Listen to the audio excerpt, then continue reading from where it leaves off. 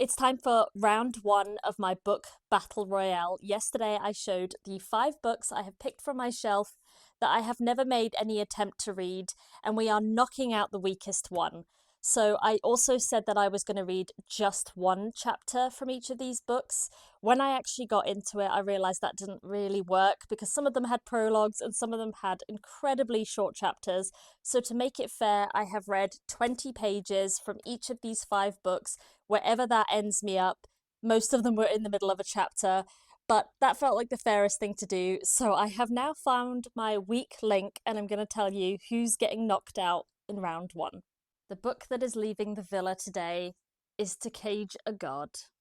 On paper, this sounds really interesting. So to sum up, these dragon gods are grafted to certain individuals, and then those individuals are able to take on their power. That sounds really cool. In practice, a lot of elements are glossed over. There's not nearly enough backstory or context or world building. You are just thrown straight into this rebellion story. This emperor has died. Don't know them, don't know the 2 main characters other than they're quite snarky. They seem very, very unappreciative of their power. There is no mention of how they got that power, why them. If these gods are so powerful, why have they been chosen?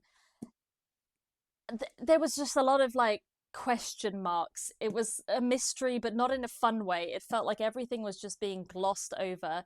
There is a secondary language that is quite complicated, and you're just thrown into that as well. I just, I didn't really have a clue what was going on, and I didn't really have an interest in finding out. Um, Very beautiful edition, very, very pretty. So that's a shame.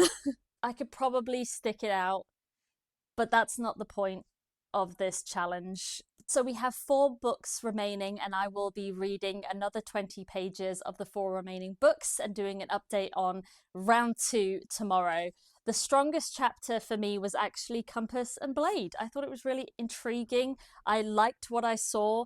It was easy to read. I was invested. So we'll see if that changes tomorrow. But this for me was the strongest first 20 pages. Really excited to continue with my battle royale. I think this is a great way to get through some books that I've just been intimidated to start or had no interest to start.